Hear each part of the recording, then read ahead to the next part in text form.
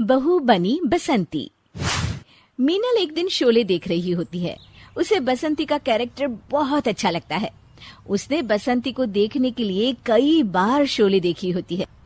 उसे वो कैरेक्टर इतना पसंद आ जाता है कि उसे खुद पता नहीं चलता कि कब वो खुद बसंती की तरह बात करने लग जाती है।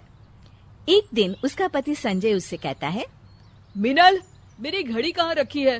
टेबल पर ही तो रखी थी, मिल नहीं रही। अब मैं बोलूंगी तो बोलोगे कि बोलती है, क्योंकि देखने वाली बात ये है कि जब घड़ी घर में है ही नहीं तो टेबल पर रखी होगी कैसे? क्योंकि अगर रखी नहीं होगी तो मिलेगी कैसे? अरे क्या बोल रही हो मिनल, साफ साफ बोलो ना। क्योंकि मुझे ज्यादा बोलने की आदत तो है नहीं, पर अगर आप पूछ ही रहे हैं तो मैं बता देती हूँ कि आपकी घड़ी हो गई थी बंद। तो आपने कहा था कि दुकान में दे आओ बनवाने को। अब दे आए हो तो चूंकि आपको याद ही नहीं है। हो याद आया, मैंने ही तो कहा था तुमसे। देखो अब हो गई ना बात साफ। तो आप कहोगे कि सॉरी मिनल, मैंने तुम्हारा सुबह का वक्त खराब किया। पर देखने वाली बात है कि वक्त तो खराब हुआ ही है, पर मिनल इतनी भी बेवकूफ नहीं है कि अपना और वक्त खराब करे। इसलिए मैं जा रही हूँ किचन में। जय राम जी की। मीनल किचन में चली जाती है और संजय हैरान रह जाता है। अरे बहू, आज क्या बन रहा है खाने में?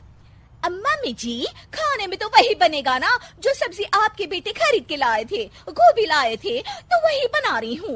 अब समझने वाली बात यह है कि आपको अगर कुछ और बनवाना था तो आप कह देती तो मैं बना देती। मीनल को तो कभी कोई काम करने में आलस आता ही नहीं।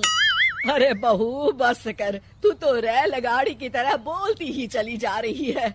मम्मी जी, वैसे तो मेरी आदत ज्यादा बकबक करने की है नहीं। वो तो आपने मुझसे पूछा कि क्या बना रही हो तो मैंने आपको बता दिया। आप नहीं पूछती तो मैं नहीं बताती, क्योंकि ये तो वही बात हो गई ना कि उल्टा चोर कोतवाल को डांटे। एक तो आप मुझसे पूछती हैं, फिर उल्टा मुझसे ही बोल रही हैं कि मैं कैसे रेलगाड़ी की तरह डर से बोली जा रही हूँ।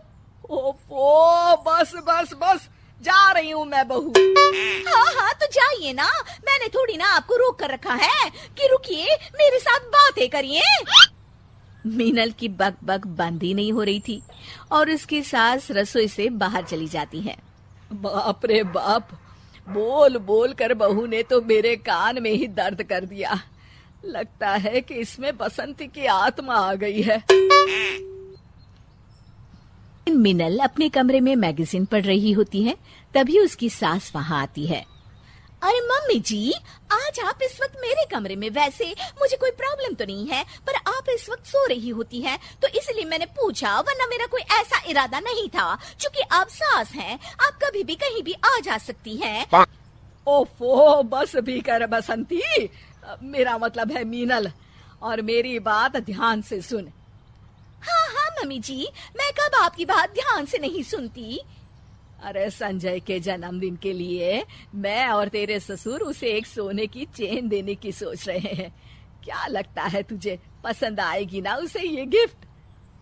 क्योंकि सोचने वाली बात ये है कि इन्हें मैंने कभी सोने की चेन पहने तो देखा नहीं। अब देखा नहीं तो पता कैसे चलेगा कि इन्हें चेन पसंद आएगी या नहीं आएगी। ओफो, बंद करना अपना ये रेडियो प्रोग्राम। बस मैं तुझे बताने आई थी कि उसके जन्मदिन के लिए ये सरप्राइज है, तो तू उसे बताना मत, ठीक है? मम्मी जी, मैं कहाँ किसी को कुछ बताती हूँ, आप बिल्कुल भी फिक्र मत करिए। क्योंकि देखने वाली बात ये है। हाँ, वो जो भी बात है ना, मुझे नहीं पता करनी। मैं जा रही हूँ जय राम जी की।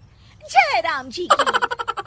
पूरा परिवार साथ बैठकर नाश्ता कर रहा होता है और संजय फोन पर न्यूज पढ़ रहा होता है।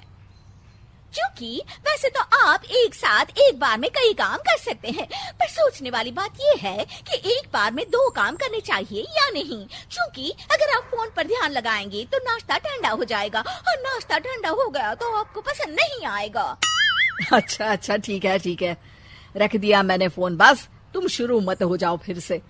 मैं तो न्यूज में देख रहा था कि सोने के रेट कितने बढ़ गए हैं। हाँ बेटा, महंगाई बढ़ रही है ना। मीनल सोने की बात सुनकर रसोई से बाहर आ जाती है। हाँ, सोने के रेट बढ़ तो गए हैं, पर सोचने वाली बात यह है कि क्या अभी भी लोग सोना खरीदेंगे, और अगर वो सोना खरीद रहे हैं तो फिर क्या फर्क पड़ता है। अब जैसे कि मम्मी जी हैं जो आपके जन्मदिन के लिए सोने की चेन बनवा रही हैं। धत्तिर की। सोने की चेन मेरे जन्मदिन के लिए? सास और ससुर मीनल की तरफ देखकर अपना सर पकड़ लेते हैं। क्योंकि अब सोचने वाली बात यह है कि गलती तो मुझसे हुई है, तो माफी भी मांग ही लेती हूँ, पर सवाल ये उठता है कि माफी मिलेगी या नहीं। नहीं मिलेगी, नहीं मिलेगी, नहीं मिलेगी माफी। मीनल के बसंती बनने के चक्कर में हो गया बर्थडे सरप्राइज का सत्यानाश।